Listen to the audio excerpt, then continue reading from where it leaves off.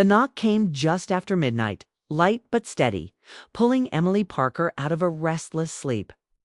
For a moment, she stayed still, listening. The house was usually silent at that hour, the kind of silence that felt safe and familiar. Her husband, Mark, was not home yet. He had texted earlier saying work ran late again. Emily had believed him, even though the message felt rushed. The knock came again, closer this time, right outside her bedroom door. "Emily," a voice whispered, her eyes opened fully. It was Jason. She sat up, heart beating faster. Jason never woke her at night. He was careful, respectful, and quiet by nature. Something had to be wrong. She reached for her robe, slipped it on, and walked to the door. When she opened it, Jason stood there with his shoulders tense and his hands locked together. His face looked tired, almost older than his years. "Hey," and his eyes carried a weight that didn't belong to someone so young. "I'm sorry," he said quickly. "I know it's late." Emily stepped aside without thinking. "Come in." Jason entered the room slowly, like he wasn't sure he was allowed to be there. He stayed near the door, glancing around as if afraid to take up space. Emily closed the door softly and motioned toward the chair near the window. He sat, but didn't relax. The moonlight spilled across the floor, casting long shadows that made the room feel unfamiliar. Emily spoke gently. "What's going on?" Jason took a breath, then another, as if preparing himself. "I didn't want to wake you. I tried to sleep." "I really did, but I couldn't." Emily waited. She had learned that pushing Jason never worked. He needed time to find his words. "I went out tonight," he said, "just with friends. Nothing crazy." "We were downtown." Emily nodded. Downtown was normal. Jason had been more independent lately, which she respected. "We stopped near Pine Street," he continued. "By that cafe. The old one." Her stomach tightened without warning. "'Kay." "I saw my dad's car," Jason said. The words landed hard, but Emily kept her face calm. Often met clients all over the city. Pine Street wasn't impossible. "At first, I didn't think anything of it," Jason said quickly. "I thought maybe he had a late meeting." Emily noticed how carefully Jason chose his words. Her chest felt tight, but she stayed quiet. "But then," he said, his voice lowering, "I saw him." Emily's hands rested in her lap, still, even though her fingers wanted to curl into fists. "Saw him where?" "Outside the cafe," Jason said. He was laughing. He looked relaxed. Mark hadn't laughed like that at home in months. Jason swallowed. He was with a woman. The room felt smaller. The air felt heavier. Emily focused on breathing, slow and steady. The way she had learned years ago when life became overwhelming. "I didn't want to look," Jason said. "I really didn't, but I did." Emily didn't interrupt. She didn't want details. She didn't need them. "They weren't doing anything bad," Jason added quickly, almost desperately. "Nothing like that. They were just sitting close, talking like people do when they care about each other." That was enough. Emily closed her eyes for a brief second, then opened them again. She didn't cry. Not yet. She looked at Jason, who was staring at the floor now, shame written across his face. "I didn't follow them," he said. "I left. Told my friends I wasn't feeling well." Emily finally spoke. "Why did you come to me?" Jason looked up, surprised by the calm in her voice. "Because you deserve to know. And because I couldn't pretend everything was normal tomorrow. I couldn't sit at breakfast and act like nothing happened." Emily felt a sharp ache in her chest, but also something else. Gratitude. Jason could have stayed silent. Many would. "Have you didn't do anything wrong?" she said. Jason shook his head. "It feels like I did. He's my dad. And I'm your stepmother," Emily said gently. "But right now, I'm just someone you trusted." Jason's eyes filled, but he blinked the tears back. "I was scared you'd be angry." Emily stood and walked over to him, slow and careful, like approaching a frightened animal. She rested a hand on his shoulder, light and reassuring, stiffened at first, then relaxed. "I'm not angry at you," she said.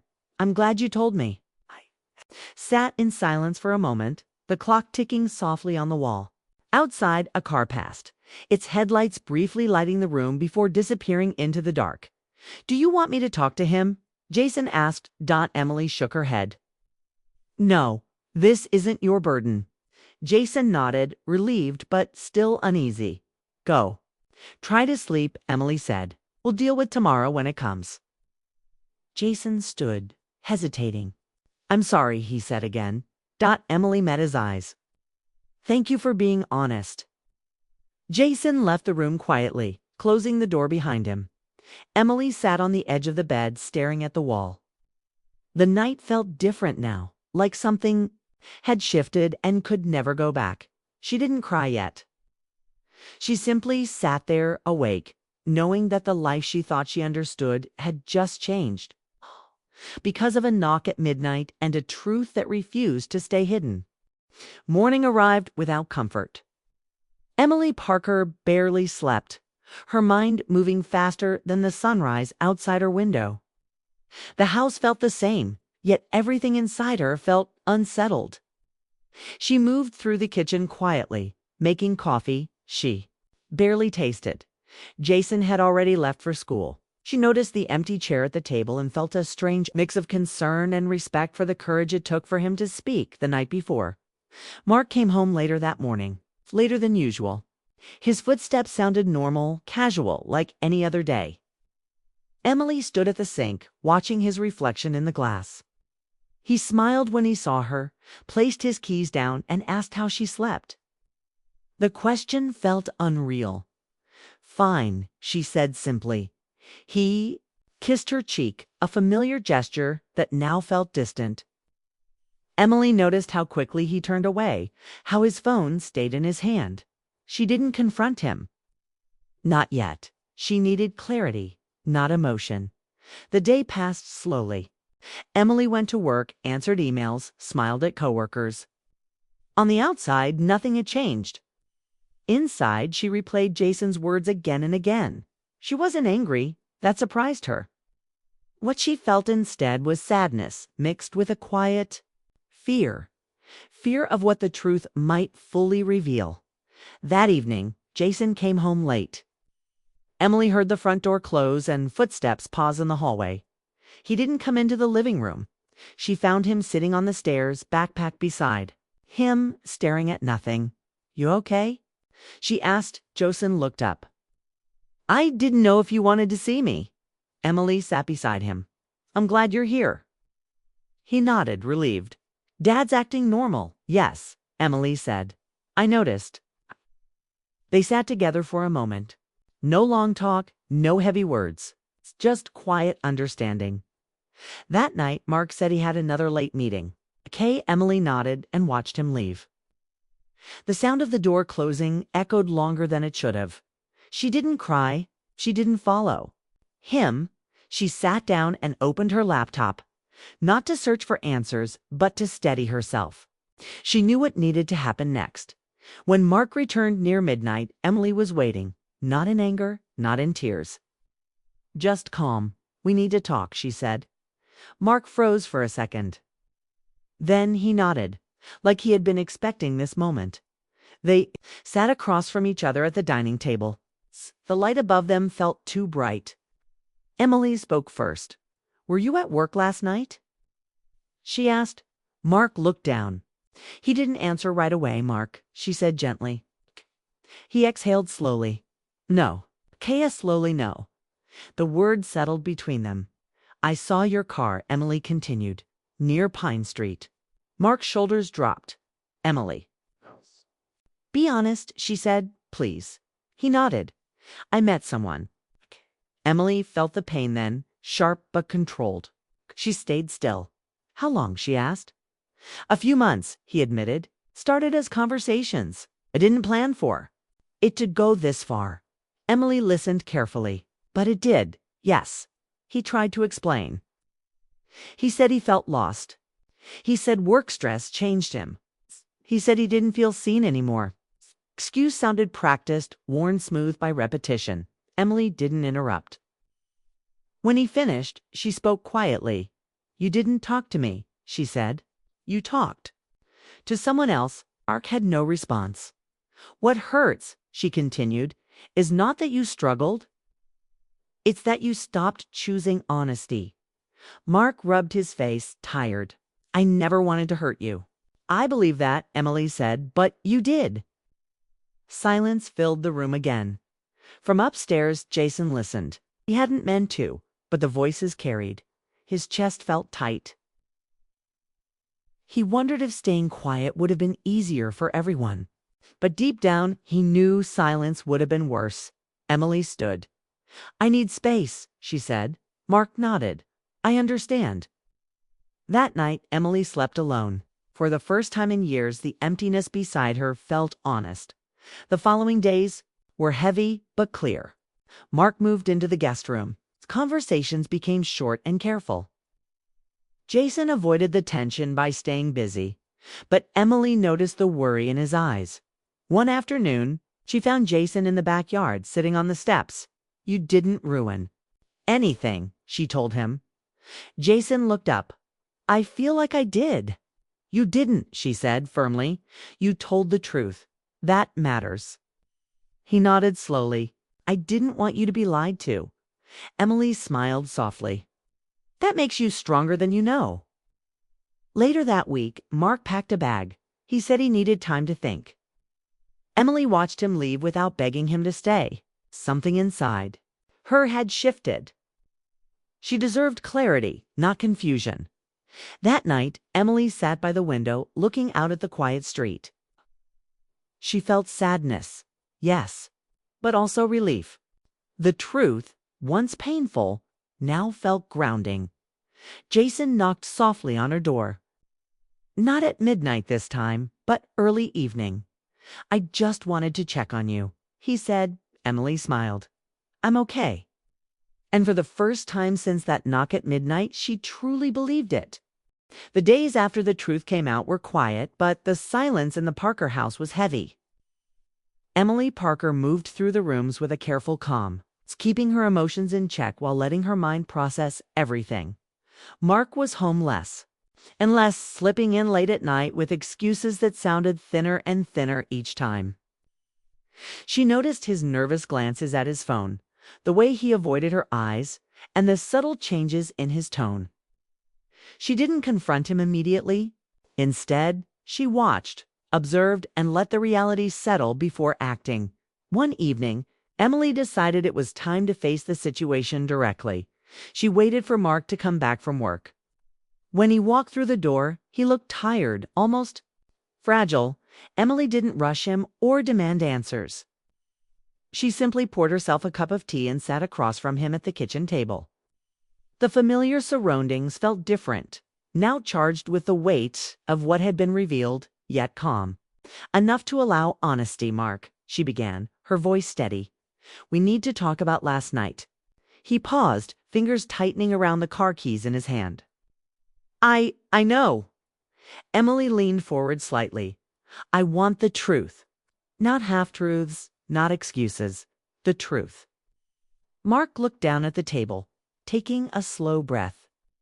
"I wasn't at work," he admitted, almost in a whisper. "I met someone." Emily felt the sharp stab of betrayal, but she didn't react with anger. She let the words sink in. Her mind raced through the moments that now made sense, the missed dinners, the late-night texts, the distant conversations. She realized now how subtly the distance had grown between them. It hadn't appeared suddenly, it had been building, quietly, unnoticed, until now. "Who?" she asked, her voice calm, almost quiet, yet firm. Mark hesitated. "It's complicated," he said. "I didn't plan for this. I didn't mean for it to happen." Emily held his gaze. "That doesn't matter. What matters is that it did happen, and you kept it from me." He nodded, swallowing hard. "I know I made a mistake. I lost myself somewhere. I didn't know how to fix what was broken, so I ran." Emily listened carefully, letting him speak. She wanted him to be honest, not to defend himself. Every word he spoke carried the weight of regret, but none could erase the reality. Her chest tightened, not with rage, but with sorrow. The love she once thought untouchable now felt fragile, exposed. "You stopped choosing us before you stopped loving me," she said quietly. The words were gentle but firm, like a stone dropped in a still pond. "And that's what hurts thee most?" Mark had no answer. He looked down at his hands, ashamed. He had hoped she would be angry, maybe even yell, but Emily's calm presence was harder to face than any outburst. She wasn't seeking vengeance. She was seeking truth. From the staircase, Jason listened silently. He had overheard the conversation, feeling a mix of guilt and relief. He had spoken up, told Emily what he had seen, and now he wondered if it had saved her from living a lore, if it had shattered what remained of their family. The weight of the night before lingered in his chest. He had wanted to protect Emily, but now he realized that protection came at a cost. The confrontation they were all trying to navigate. Emily and Mark continued to speak in low tones. Mark tried to explain his actions, his feelings of being unseen and unappreciated. He spoke about the stress of work, the pressure he had carried, and the emptiness that had crept in unnoticed. Emily nodded, not to excuse him, but to understand. She had loved him once fully. And understanding did not mean forgiveness, it meant clarity. "I don't need an explanation," Emily said finally, her voice steady. "I need honesty, and I need space to decide what comes next." Mark nodded, a flicker of relief in his eyes. He had been bracing for anger, but Emily's calm honesty disarmed him in a way he hadn't expected. There was no shouting, no dramatic confrontation, just the quiet collapse of what they had built together. Later that night, Emily lay in bed alone. The room felt larger without Mark there, yet it also felt safer. She wasn't burdened by lies anymore. For the first time in weeks, she could breathe. The quiet of the night was no longer oppressive. It was freeing. She thought of Jason and his courage to tell her the truth. She felt a deep gratitude toward him. His honesty had forced the conversation, and in that it had given her the clarity she needed. The following days were marked by careful routines. Mark began to spend more nights away from the house, packing a small bag and retreating to a hotel or a friend's place.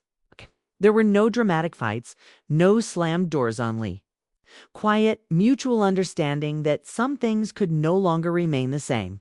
Emily focused on herself, taking long walks in the evening, reconnecting with friends she had neglected, allowing herself to process the emotions she had buried under daily routines for years. Jason remained observant. He offered small gestures of support, bringing her tea, asking if she wanted to talk, sometimes just sitting quietly nearby. Emily reassured him, letting him know that he had done the right thing by speaking up. His bravery had shifted the course of their lives. And she wanted him to understand that honesty, even when painful, was a gift. One afternoon, Emily found herself standing by the window, looking out at the quiet street. The same street where, weeks earlier, Jason had seen his father in a moment that changed everything. Emily realized that life had moved forward, even through heartbreak. The pain was still there, but it was tempered by understanding and the possibility of healing. Mark attempted to reach out occasionally, sending messages or calling to check in. Emily responded cautiously, maintaining boundaries that allowed her to process the situation without being drawn back into the patterns that had led to the betrayal. She had learned that love without honesty was fragile, and she could not return to a life built on half-dashed truths. At night, Emily often reflected on the choices she had made, her decision to listen, to face the truth, and to embrace clarity over anger. She thought of Jason, who had acted out of care, and realized that their bond had strengthened through honesty. In the quiet moments, she allowed herself to feel the weight of loss, the sting of disappointment, but also the first flickers of hope for the future. By the end of the week, Emily had started writing again, something she hadn't done in months. Words flowed from her, not as an escape, but as a way to process the depth of her emotions. Writing became her refuge, a space where she could examine her feelings without judgment, where she could chart the journey from heartbreak to understanding. The quiet in the house was no longer suffocating. It became a space of reflection, a place to rebuild. Emily knew that life would never return to exactly what it was. But she also knew that clarity, truth, and self-respect were worth more than pretending. Mark's absence, though painful, created space for honesty to breathe. Emily realized something profound.